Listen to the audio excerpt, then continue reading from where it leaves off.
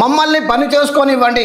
ఇక పని చేసుకోనివ్వండి అంటే నాకు గుర్తొచ్చింది. పొద్దుగాలనే గ్రూపులో నా మీద మళ్ళా దుష్ప్రచారం. మళ్ళా నేనేదో మంత్రి గారిని విమర్శిస్తున్నానని, ఏదో ఫేక్ జర్నలిస్ట్ అని, ఏదో స్క్రీన్ పెట్టుకొని ఏదో నాకు ఏజ్ లేదని, నాకు అనుభవం లేదని, నాకు ఏం తెలియదని, నీకు చుట్టాలేవాడో పట్టాలేవాడో తెలియదని కొంతమంది ఫేక్ జర్నలిస్ట్ అని చెప్పి చాలామంది నా మీద దుష్ప్రచారం చేస్తున్నారు.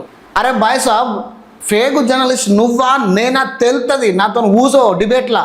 అర్థమవుతుందా? నువ్వు జర్నలిస్టు పేరు ఇంగ్లీష్లో రాయనానువిరా. నువ్వు జర్నలిస్ట్ పేరు ఇంగ్లీష్లో రాస్తావా? నీకు వస్తుందా అది? నేను మంత్రిని విమర్శిస్తున్నా అని అంటున్నావు కదా, ఏ విధంగా విమర్శిస్తున్నా? నేను వ్యక్తిగతంగా విమర్శిస్తున్నా. నేను ఓటేసినందుకు ఇక్కడ ఉన్న యువతకు ఎంప్లాయ్మెంట్ ఎట్లా కల్పిస్తారు అని అడుగుతున్నా. ఇక్కడ రోడ్ల పరిస్థితి అధ్వానంగా ఉన్నది, దాన్ని మెరుగుపరచండి అని చెప్పి అడుగుతున్నా. ఇక్కడ వీధి లైట్లు సరిగ్గా ఉండడం లేదు, దాన్ని మందలియండి అధికారులను అని చెప్పి నేను అడుగుతున్నా.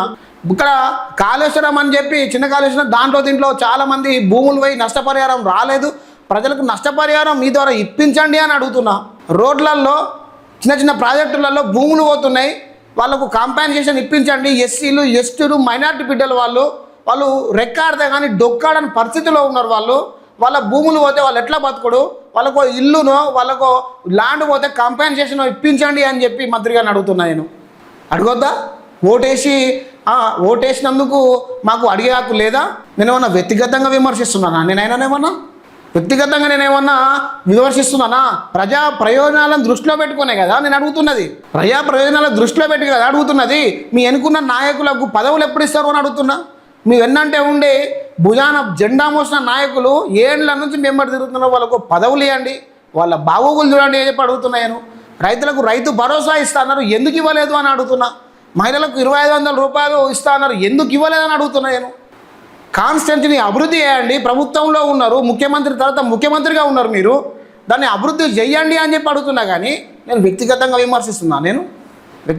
విమర్శిస్తున్నానా? చదువు రానోడు కూడా జర్నలిస్ట్ అని చెప్పి తల్లి పాలు దాగి రొమ్ము మీద అనే బాడుకావులను నేను పట్టించుకోను. ఫస్ట్ వీడు 2000 ఇస్తా వీనికి పెట్టి, వారు 2000 ఇస్తా వాని మీద వీనికి పెట్టి లొల్లులు పెట్టించుకోండి అనుకుంటున్నావా? నువ్వు గుంపును పెట్టుకొని గుంపుల గోవిందా అనుకుంటూ మళ్ళీ ఆ గుంపులనే కలహాలు సృష్టించి వాళ్ళను ప్రజలలో తప్పుదోవ పట్టించి వాళ్ళను దెబ్బలు తినిపించి వాళ్ళను జీవితాలను నాశనం చేసిన లెక్క కనబడుతున్నా నేను నీలాగా. అరే నిజంగా చెప్తున్నా, నువ్వు జర్నలిస్టు అయితే, నువ్వు సీనియర్ జర్నలిస్టు అయితే జర్నలిజం ఎప్పుడు పుట్టిందో అడుగురా. జర్నలిజం ఎప్పుడు పుట్టిందో చెప్పురా. నువ్వు జర్నలిజం మొదటి జర్నలిస్ట్ ఎవడో చెప్పురా. నువ్వు అసలు జర్నలిస్ట్ స్పెల్లింగ్ రాయిరా. నువ్వు దమ్ముంటే నేను లైవ్ పెడతా నా ఛానల్లో. జర్నలిస్ట్ స్పెల్లింగ్ రాయి, జర్నలిస్ట్కు డెఫినేషన్ చెప్పురా. నువ్వన్నా చెప్పాలా నేనన్నా చెప్తా, చెప్పురా చూద్దాం. నువ్వు ప్రెస్ మీట్లల్లో కోటర్లు 90లు దాగి ఆడ కూర్చొని అన్ని ఉత్తమోటల మాటలు చెప్పే రకం అనుకుంటున్నావా? మేము నువ్వు చేసే జర్నలిజం ఏమున్నదిరా? ఏమున్నది నీ జర్నలిజం? ఈ ప్రజల పక్షాన ఇది అయితలేదని చెప్పి నువ్వైనా క్వశ్చన్ చేసినావా? ఈ ప్రజలు ఇట్లా ఇబ్బంది పడుతున్నారు అని చెప్పి నువ్వేనా క్వశ్చన్ చేసినావురా మంత్రిని? ఏం చేసినావు అంటున్నా. నిన్నెవర్రా జర్నలిస్ట్ అనేది? నేను ఇప్పుడు నా ఛానల్ ముఖంగా అడుగుతున్నా. నా ఛానల్లో నేను లైవ్ పెడతా. బ్యాంక్ వెళ్ళావుడే నువ్వు జర్నలిస్ట్ అనే స్పెల్లింగ్ ఇంగ్లీష్లో రాయి నా కొడగా. నువ్వు రాస్తే ఈ స్క్రీను, ఈ కెమెరా, ఈ జర్నలిజం మొత్తం వదిలిపెట్టి నీ కళ్ళ ముందు రావకుండా రాజిస్తా. చేతవా? రాస్తావా?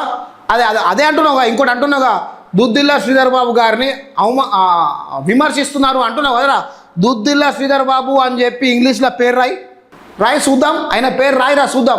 నువ్వు నిజమైన జర్నలిస్టువా లేకపోతే దొంగ జర్నలిస్టువా లేకపోతే తొత్తువా తెలుస్తుంది నీకు. రాయి చూద్దాం.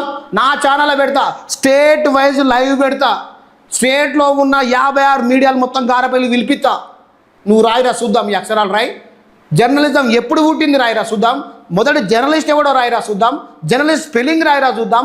జర్నలిజం డెఫినేషన్ ఏందో చెప్పరా చూద్దాం. నువ్వు అన్నావు కదా మంత్రి, ఆ మంత్రి ఫుల్ పేరు ఏదైతే ఉందో దాన్ని మొత్తం ఇంగ్లీష్లో రాయిరా చూద్దాం. నువ్వు నిజమైన జర్నలిస్ట్ అని చెప్పి నేను ఒప్పుకొని నేను ఈ ప్లాట్ఫామ్ నుంచి పక్క పోతా.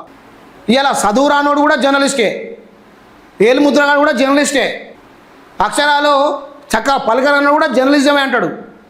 అరే బాయ్ సాబ్, నేను బాజాప్తిగా చెప్తున్నా, నేను డిగ్రీ చదువుకున్నా, నాకు చదువు వస్తుంది, చదువు బాగా జాప్తిగా వస్తుంది. నేను చదువుకున్నా, నేను second class student, first class కాదు సెకండ్ క్లాస్ స్టూడెంట్ అని చెప్తున్నా. నేను డిగ్రీలో సెకండ్ క్లాస్ స్టూడెంట్. నేను నా పట్టాలు కూడా చూపెడతా.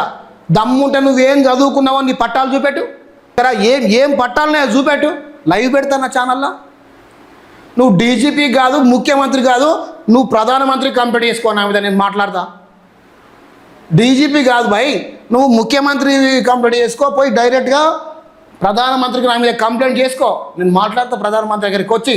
నువ్వు ఏమైనా కంప్లీట్ చేసుకో. నీలాగా దొంగ జర్నలిజం చేస్తాను కాదు. నేను ప్రజల పక్షాన ఉండటంలో ఎస్సీ బిడ్డలు ఎస్టీ బిడ్డలు ధనవాళ్ళ కష్టం వచ్చింది, నా భూములు పోయినాయి, మా ఇండ్లు లేవు అని చెప్పంటే వాళ్ళ పక్షాన పోరాడి వాళ్ళకు వీడియో పెట్టి నేను ప్రభుత్వానికి తెలియజేసినవి. నీ ముఖానికి ఒక్కరోజు నా ప్రజల దగ్గరికి వచ్చి నువ్వు నీ కష్టమేందని అడిగినవురా? తాగుపోతాడా? మానుకో. నా మీద దుష్ప్రచారం